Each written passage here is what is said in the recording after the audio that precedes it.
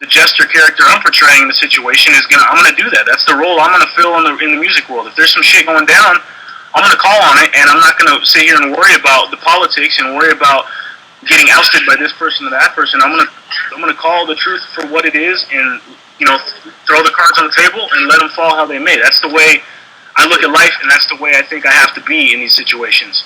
So that's what I'm trying to do right now in this situation. It's just just leave it up to fate and hope that shit corrects itself, man. Because you can't play with a snake without getting bit. Eventually, you get bit, and that's what Dame is, as far as I'm concerned right now.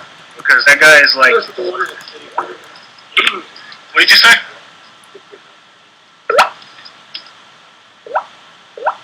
Hopefully, get it. I don't have Hopsin's album.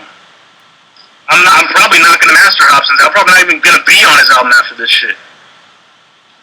So, it is what it is. It's just the way it goes, dude. This is how music industry beefs start. Like the shit between Dr. Dre and Eazy-E and blah blah blah. Because the second people start making money, attitudes start changing. That's just the way it goes. Priorities change, character changes, and all the stuff that you would expect from Hopsin and from Funk Volume is completely different now that Dame is running the show. Because Hopsin had a vision for Funk Volume of this new, exciting, cool fucking record company that's all about positivity and creativity and stuff.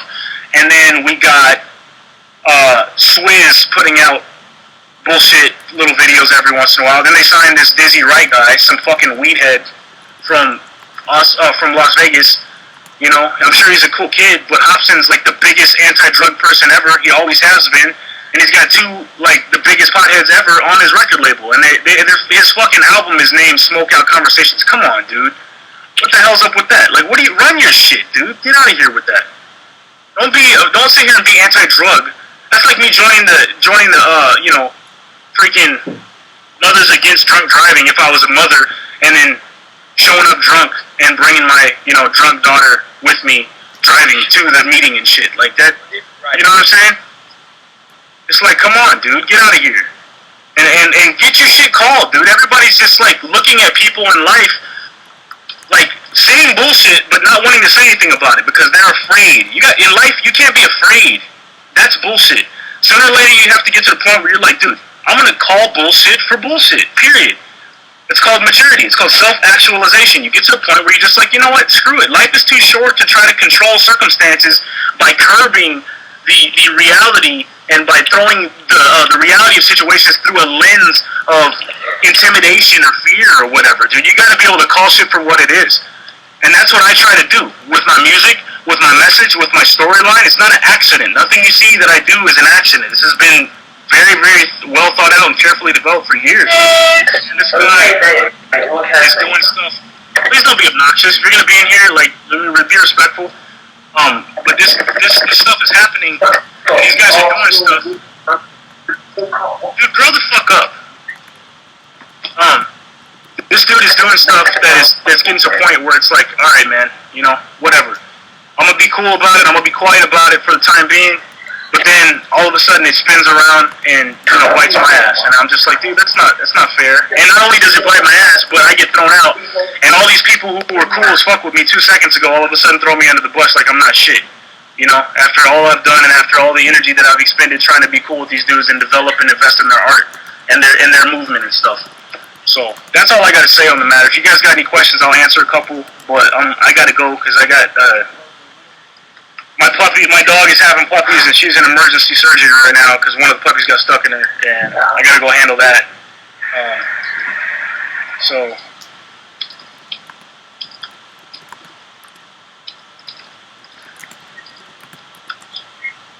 can I have a puppy? If there's any questions, you gotta get them now. I'm out of here in like 2 minutes. What about well, strange music. Fuck strange music. Just say that.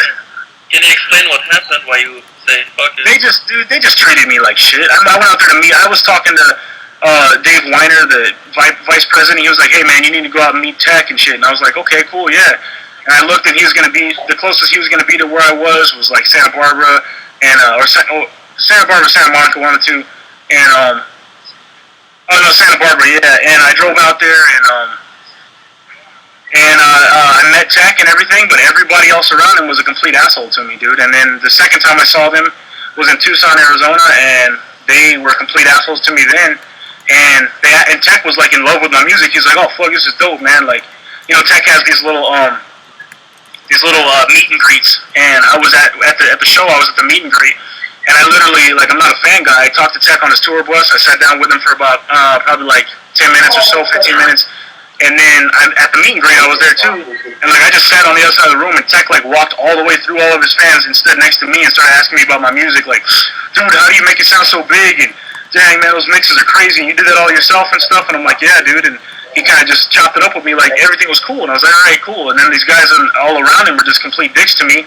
And then when I talked to Dave Weiner after the fact, like, his whole mood changed. He's just like, "Yeah, man, you know, you need to build more. You need to work on this and that." I'm like, "Dude, I'm shitting on every one of your artists right now. What do you mean I gotta build more? What does that even mean?" And then he just basically cut off communication with me, and I'm like, I didn't know what happened. I know what happened now because I know that nobody on Strange can be bigger than Tech, and that's just the way it is. They're not gonna. They just want to make their money off of Tech and leave it at that, and then sign a bunch of other bullshit artists who are tax write-offs and, you know, put out little bullshit records and stuff just to, you know, make Tech look good, and that's cool. But at the time, it really, really pissed me off because I was thinking like, hell yeah, and finally some recognition. But that's not the way it goes, dude. This music industry is really cutthroat and harsh, and no one really gives a shit about your feelings or how talented you are. They just want to. They serve their own purposes and their own ends, and, you know, and sadly, Funk Volume's turning into the same kind of thing. And I pray to God that something happens to where Hopsin gets out of that shit. Because as of right now, I'm washing my hands of the situation. Funk Volume, Hopsin, cool. They can go their separate direction. And I did the same thing with Strange and Psychopathic too. It's like, you can't win doing that shit. That's why I diss Juggalo rappers, because these guys want to be rappers based on another rapper's empire. That's fucking dumb. That's the stupidest thing you can do as an artist. And it's pathetic and it's weak-spirited. If you want to be a rapper, if you want to be an independent individual and be taken seriously as an independent individual or entertainer or artist, you have to do your own shit. You got to come original, you got to come correct, and you got to come 100% professional. And that's what I'm trying to do and demonstrate with what I'm doing with the Joker's Legacy, with the Sing Eighth and Sing, with the production value, the quality, the video value, and it's only getting bigger. And one way or the other, I'm going to show the world that you don't have to settle for bullshit. And eventually, everybody will acknowledge me and appreciate what I'm trying to do. It's just on the way up. I'm gonna have to just take some hits, dude. That's just the way it goes. But that's cool. I'm used to being a pincushion. Do you guys see all the hate I get? I can take the shit. I take the shit and stand there like a man taking it too. That's what she said. But still, you know. So that's what it is. I got a question. What? Wait. So I just now got in this room, right? So what was the whole problem between you and Hopsin? Oh God, I really can't go over that again. It's just, long story short. Yeah, long story short. Dame's a dick. He basically said, "Fuck you." Hopsin didn't do anything about it. Let me get thrown under the bus.